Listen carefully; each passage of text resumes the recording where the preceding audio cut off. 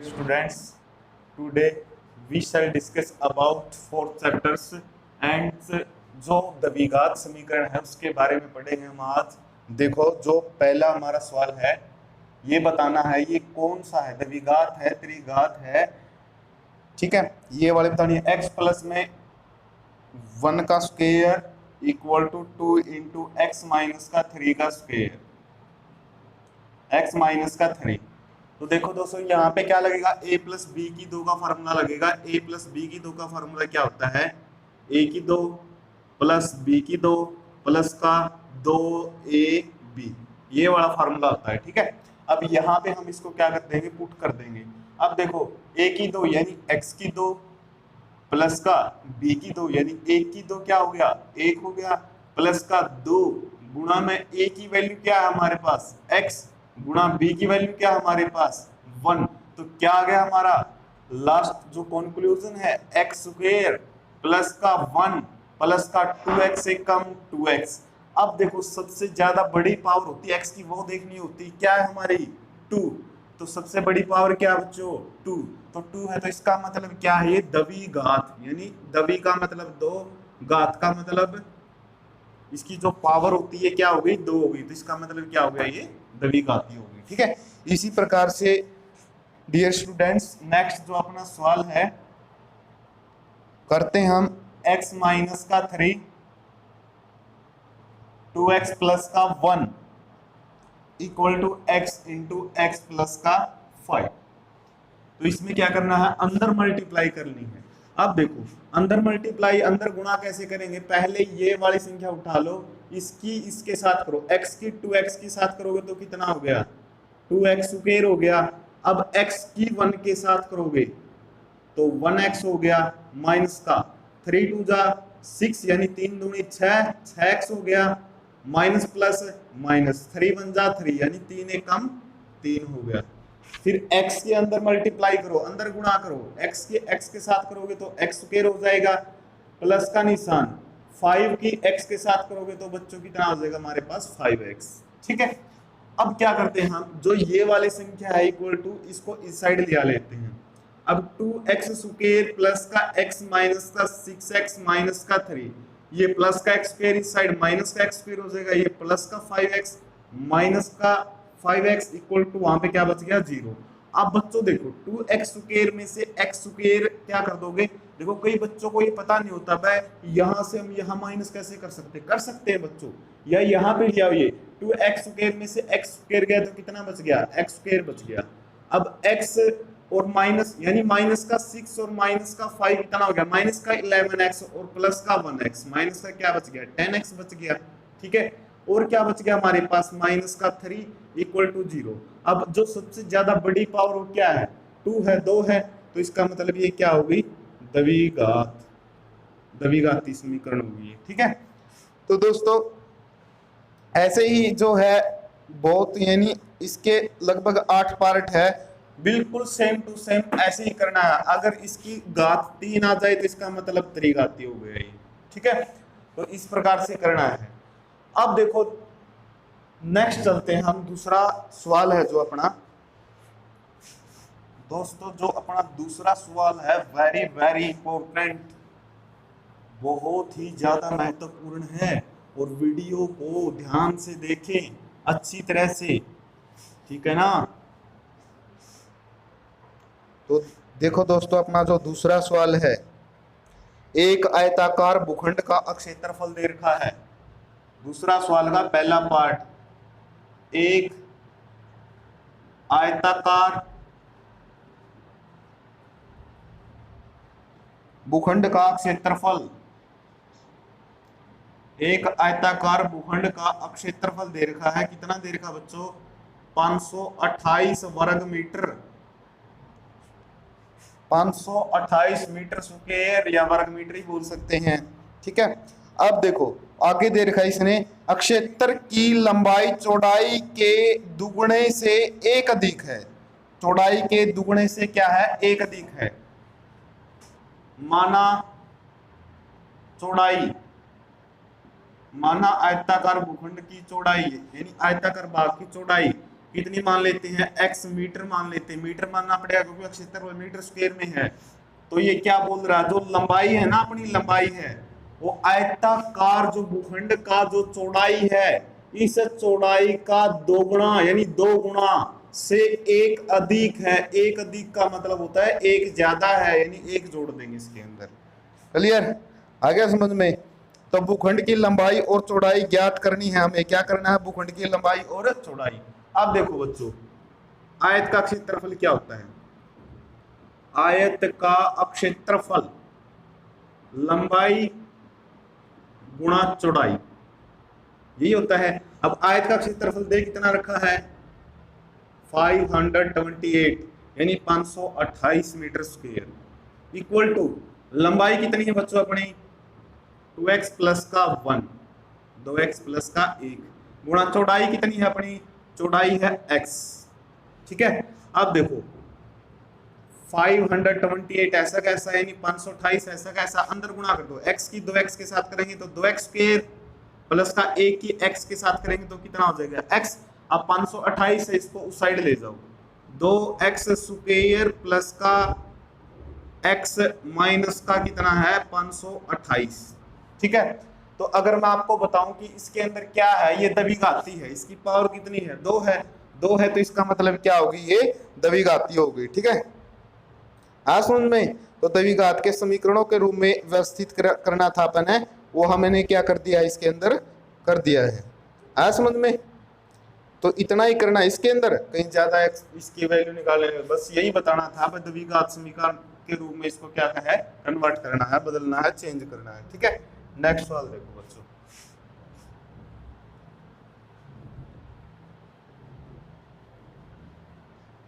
अगर पेपर में अगर x की वैल्यू निकालो तो अच्छा है, क्योंकि x की वैल्यू निकालना मैंने सिखा दिया था, जो गुणनखंड बनाते थे दूसरे चैप्टर में। आगे जो अपना दूसरा पार्ट है, 2 क्रमागत धनात्मक पूर्णांकों का गुणनफल 306 है, तो हमें पूर्णांकों को ज्ञात करना है। तो देखो 2 क्रमागत पूर्णांक संख्या, 2 क्रमागत क्या दे रखा है इसके अंदर, धनात्मक पूर्णांक। धनात्मक का मतलब होता है प्लस की होनी चाहिए इसके अंदर। ठीक है, माना पहली धनात्मक संख्या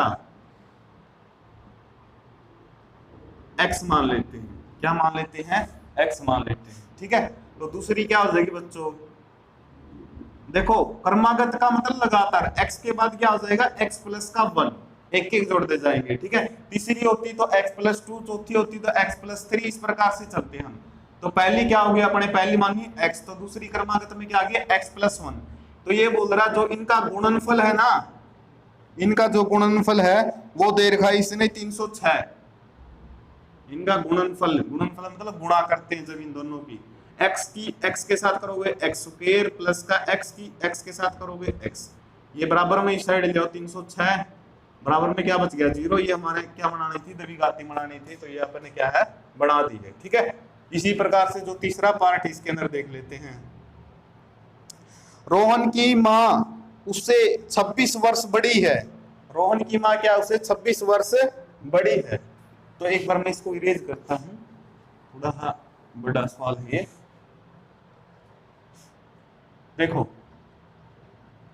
ये बोल रहा है कि रोहन की माँ उससे 26 वर्ष बड़ी है, उनकी आयु का गुणनफल अब से 3 वर्ष बाद 360 हो जाएगी, तो हमें रोहन की वर्तमान आयु ज्ञात करनी है। ठीक है, तो देखो बच्चों, रोहन की माँ उससे 26 वर्ष बड़ी है, तो माना रोहन की आयु x वर्ष मान लेता हूं मैं, तो रोहन की मां की आयु क्या हो जाएगी, रोहन की मां की आयु, रोहन की x है ना, तो इससे कितने बड़ी है, 26 वर्ष बड़ी, तो 26 इसके अंदर ऐड कर देंगे तो x प्लस का 26 वर्ष होगी ये। ठीक है, आगे क्या बोल रहा है ये बच्चों, आगे बोल रहा है कि उसकी आयु का गुणनफल अब से 3 वर्ष बाद 360 हो जाएगा। तो रोहन की आयु 3 वर्ष बाद क्या हो जाएगी? 3 वर्ष बाद रोहन की आयु 3 वर्ष बाद रोहन की आयु कितनी हो जाएगी बच्चों? x प्लस का 3। और उसकी मां की कितनी हो जाएगी? 3 वर्ष बाद उसके मां की आयु, तो देखो बच्चों उसकी मां की आयु कितनी थी शुरू में? x प्लस का 26। 3 वर्ष बाद कितनी हो जाएगी? 3 ही तो ऐड करना है। x प्लस का 26 और 3 कितना हो जाएगा? 29। अब देखो अब क्या करना है इसके अंदर? आप बोल रहे हमें रोहन की वर्तमान आयु ज्ञात करनी है, ठीक है ना, लेकिन इसमें क्या है? द्विघात समीकरण के रूप में लिखना है, इसमें कुछ नहीं निकालना है। अब देखो बच्चों इसकी देखो रोहन 3 वर्ष बाद रोहन की आयु कितनी है? x प्लस का 3। कितनी है? x प्लस का 3। और उसकी मां की आयु कितनी है? x प्लस का 29। ठीक है, लेकिन इसमें आगे क्या बोल रखा बच्चों? आगे बोल रखा है जो उसके द्विघात समीकरण है ना उसके रूप में क्या करना है? इसको निरूपित करने हैं, ठीक है ना। कितना क्या करना है? इसको निरूपित करना है। तो आगे बोल रहा है जो 3 वर्ष बाद है ना, यानी 3 वर्ष बाद जब हम इनका गुणनफल करेंगे तो इसने दे रखा है वो आयु हो जाती है 360। कितनी दे रखी है? 360 हो जाएगी। तो बराबर में क्या लिख देंगे हम?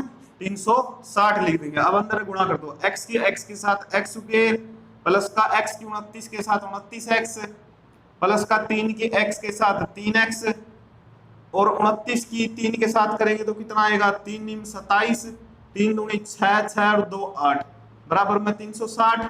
अब देखो x की 2 प्लस का 29 और 3 कितना होता है? 32 प्लस का जो 27 है इसको 360 को क्या है इस साइड ले आओगे माइनस का 360 हो जाएगा और प्लस का कितना है? 87। 10 में से 7 गया 3, यहाँ पे कितना बच जाएगा? 15, 15 में 8 गया 7, यहाँ पे कितना बच जाएगा? 2, 273 हो गया माइनस का। ठीक है, माइनस का 273 बराबर में 0। द्विघात के रूप में चेंज करना था, अपना बदल लिया। ठीक है, ये सवाल था। आगे है अपना लास्ट, जो इस एक्सरसाइज का लास्ट पार्ट है दूसरे सवाल का, बहुत ही ज्यादा इंपॉर्टेंट है, ध्यान दे लेना, हर बार पेपर में आता है। जो चौथा पार्ट है, देखो बच्चों, एक रेलगाड़ी 480 किलोमीटर की दूरी समान से चलती, तो दूरी कितना दे रखा है इसने? 480 किलोमीटर। ठीक है, ये दूरी दे दिया बच्चों। आगे क्या है? यदि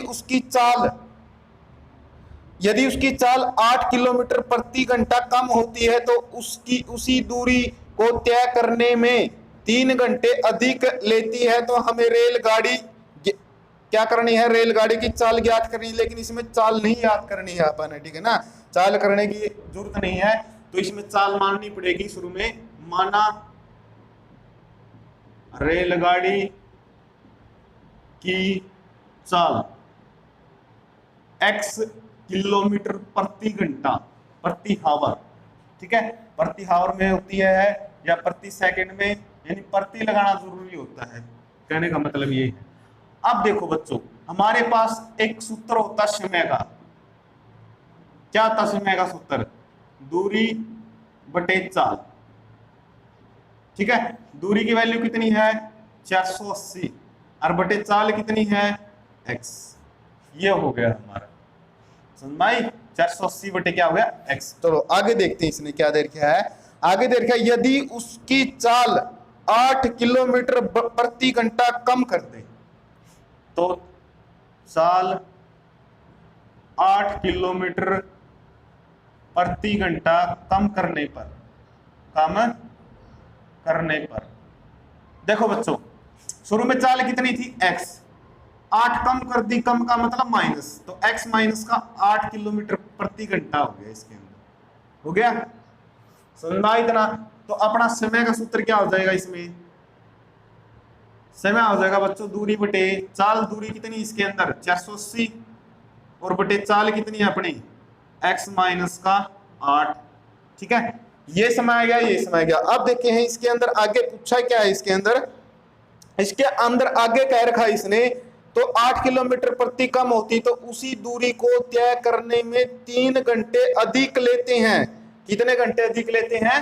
3 घंटे अधिक लेते हैं। तो देखो बच्चों, ये भी समय है, ये भी समय है, ठीक है, दोनों समय है। तो ये जो 8 समय कम किया ना मैंने, तो इन दोनों को एक बार समय समय को मैं बराबर रख देता हूं। 480 बटे x समय समय दोनों को बराबर रख सकता हूं। 480 बटे में x माइनस का 8, ठीक है। अब ये क्या बोल रहा है, बस 3 घंटे समय क्या लेती है, ये अधिक लेती है। तो बराबर करने के लिए मैं इसमें क्या कर दूंगा, 3 ऐड कर दूंगा, सीधी बात है, ठीक है। तो ये वाली जो संख्या है इसको क्या है, उस साइड ले जाएंगे। 480 भाग में x माइनस का 8, इसको उस साइड ले जाओ, माइनस का 480 बटे में x, और बराबर में क्या रह गया, यहाँ पे 3 रह गया, ठीक है। अब देखो बच्चों, एलसीएम क्या आ गया यहाँ पे, x माइनस का 8 गुणा में x। अब आर पार गुणा कर दो, 21 के साथ करोगे तो 480x माइनस का 21 के साथ करोगे तो 480 इंटू में x माइनस का 8, और बराबर में कितना अपना 3, ठीक है। अब देखो 480x माइनस का 480 की इसके साथ करोगे तो 480x, ठीक है ना। 480 की इसके साथ करोगे तो कितना हो जाएगा अपने पास, 480x हो जाएगा। अब देखो बच्चों, माइनस माइनस प्लस, अब 480 की 8 की करना है यहाँ पे, 8 0 0, 8 8 64, 8 चौका 32, 32 और 6 38, ठीक है, ये आ गया। और बाद में क्या है अपना, x के अंदर गुणा कर दो, x स्क्वायर माइनस का x के अंदर गुणा कर दो, 8x बराबर में कितना है, 3 है, ठीक है। 480 से 480x कैंसिल हो गया, यहाँ पे क्या बच गया, 38450, और ये भाग में ना उस साइड इसको क्या ले जाओ, गुणा में ले जाओ, x स्क्वायर माइनस का 8x, ठीक है। अब 38 40 बराबर में 3 की अंदर गुणा कर दो, 3x स्क्वायर माइनस का 3 8 24x। अब ये माइनस ये किस चीज का है, बराबर में ना, इसको इस साइड ले आओ, माइनस का हो जाएगा 38450 बराबर में 0। ये अपन द्विघात समीकरण का रूप में चेंज करना था, ये हो गया। तो दोस्तों अगर वीडियो अच्छी लगी हो तो लाइक सब्सक्राइब और कमेंट जरूर कीजिएगा, ज्यादा से ज्यादा शेयर कीजिएगा। जय हिंद, जय भारत।